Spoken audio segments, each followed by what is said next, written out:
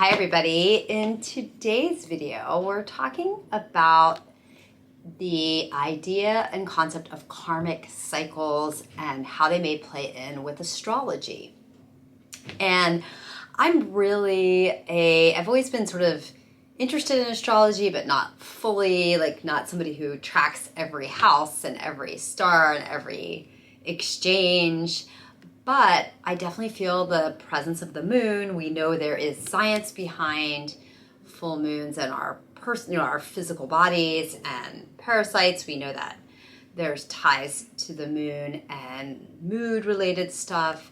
So I love going deeper into this. And there's a big transit that a lot of spiritual people are talking about that happened on November 19th, where Pluto, it's called transits into Aquarius. And the Aquarian age has not been around for some time. And we, as of November 19th, are entering this more than 20-year cycle where the topics that come in are so aligned with what I stand for that I couldn't help but be excited to read about it and to come on and just chat with what it could mean with all of you in a little bit more detail. So what happens in general with karmic cycles are we see them in our personal lives and we see them kind of on a planetary level as well, where lessons come in. And if you guys are like me, we may see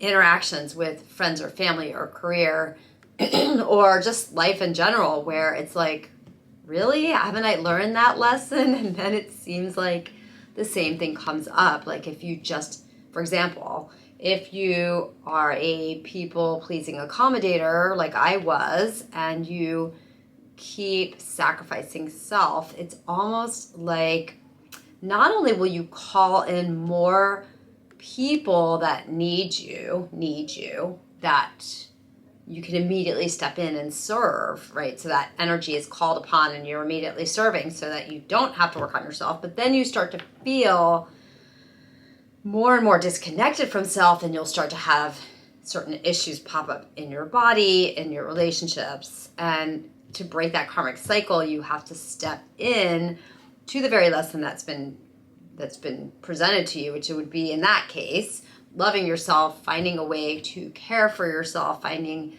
a way to step in and do things where maybe in the past you just went like a robot and served. So interestingly, it seems like there's a planetary pace to that as well that goes along with the planets, and astrologers understand this.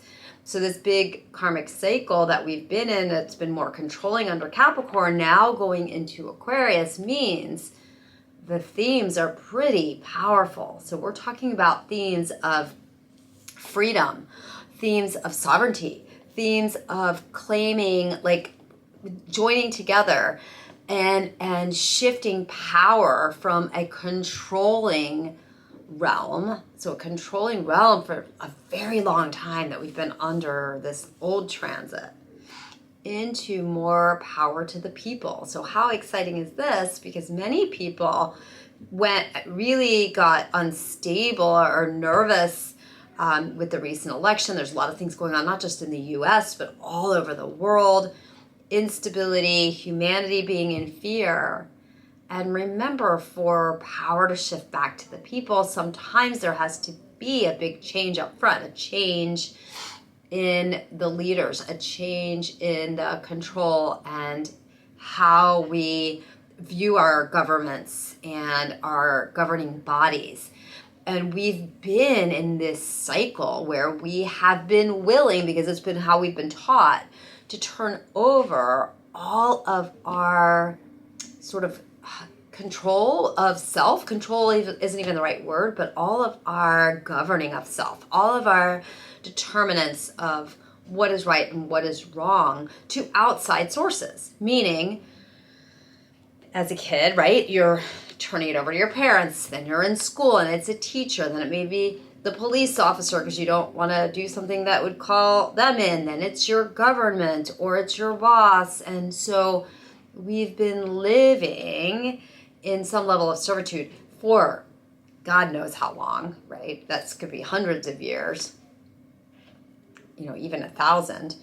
And calling in this time of Aquarius, I'm hopeful at the planetary and at the spiritual level, what people are saying is that Pluto is representative of death and transformation and rebirth. So very often with Pluto, trees are an example where the tree may die and then it transforms into nurturing things for the soil and can be rebirthed and give birth to something new in the earth. And that's what Pluto's representing. And then when it's coming in, that combined with the Aquarian energy of creativity and innovation and excitement and the people and love and compassion, like, guys, this is a very exciting time, because if the truth is that we are going to have to see the truth, because that's also what Aquarius and Aquarian age is about. We need that Pluto death, transformation, rebirth to bring about this age of humanitarianism and community and innovation. So what about the innovation in science and even AI that you may be scared of?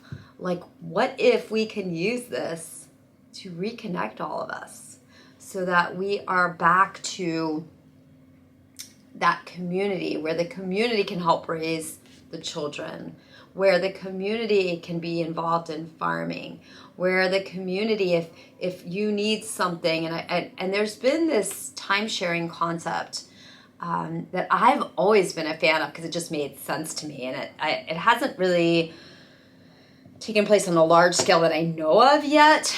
I know various cultures and some communities have tried it, but I would love to also share that really quickly, because I see that coming in as a possibility where it's time banking, not sharing, time banking, where you bank some of your time. So if you're a healer like me, I could bank coaching or caregiving from a healer's perspective, and I could say I donate into the bank 3 hours of my gifts.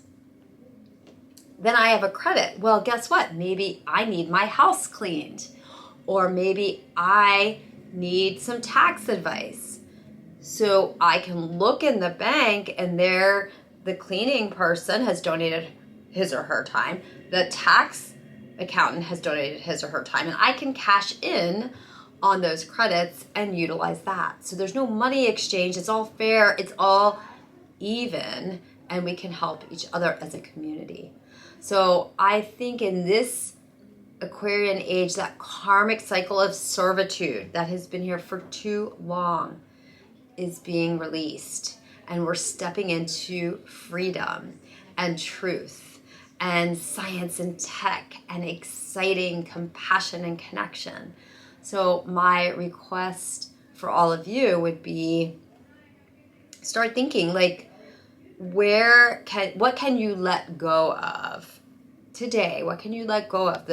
Maybe it's resentment or guilt or grief or frustration over some cycles that maybe you personally have been in. Remember, karmic cycles are repetitive conflicts. So if you're seeing repetitive conflicts or feeling stuck despite efforts to move forward, if that's you, it's okay. Just be aware, see it, trust that the energy of the planet is now going to help. So this is going to be a bit easier for you, or maybe it was very muddy and you were stuck in the past. And some tips on how you can help end that cycle is obvious healing practices. Again, self-awareness, which is what we spent the beginning of this video talking about. Being aware of maybe where you've been stuck in, whether it's servitude or self-sabotage or resentment or judgment of self or others. Just be aware. Start journaling. Maybe where have you done that? Which relationships have you done that in? Where have you done that to yourself? And then work on forgiveness. And that's a big one, because it may be easy to forgive on the outside. Like you have a conversation, you tell the person you forgive them. Maybe it's early childhood trauma or something that's happened to you in the past and you feel like you just can't forgive, but you need to you can't forgive that person, but you need to forgive yourself. Like wherever that forgiveness can come in, remember that that is a huge piece, because if we stay stuck in those darker energies, it's going to be harder to move forward. So awareness,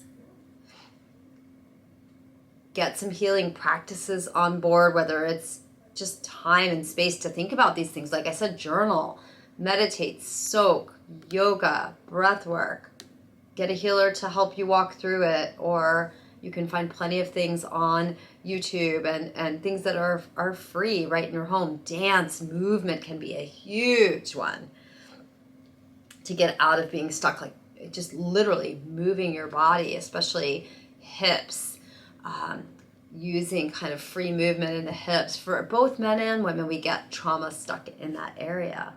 And then literally taking action. So we may become aware, we may have healing modalities, we may start to notice our patterns, we may go into forgiveness. These are all beautiful things, but that big key is action. And the thing that's exciting about today, this time after November 19th, is that we have the planetary energies on our side. So when there was maybe more of a controlling, ruling type frequency in the past, we should feel a little breath of air that we have transited into an Aquarian age where we can be reborn, where our attempts that maybe didn't work in the past, our attempts at connection, at community, at collaboration, at innovation, these are things that are so near and dear to my heart, at sovereignty, at finding our truth and staying in our truth and being able to be expressive and be heard. Understand, you guys, you are supported now. So if you want to learn more about Pluto into Aquarius, there's a lot of different videos. I can share a couple of my favorites in the comment section below. Tell me how you plan to use this energy to maybe end some karmic cycles in your own life and what you're excited about. Share what you're excited about as we move in to the new year, into, time, just your own new life. This is a time for action. So take this minute right now at the end of this video. Take a minute and jot down. Pause it, go grab a paper, and write down what is that action step. So for you, it might be, I did my action step, I watched the video. It may be, I'm really going to make that call I have been avoiding. Maybe it's, I'm finally going to clean up my diet, or maybe it's, so my head is more clear. Maybe it is, I'm going to start a yoga practice. Whatever your action step is, commit to it. Feel free to comment it below. And thank you guys as always for being here, and I'll see you on the next video.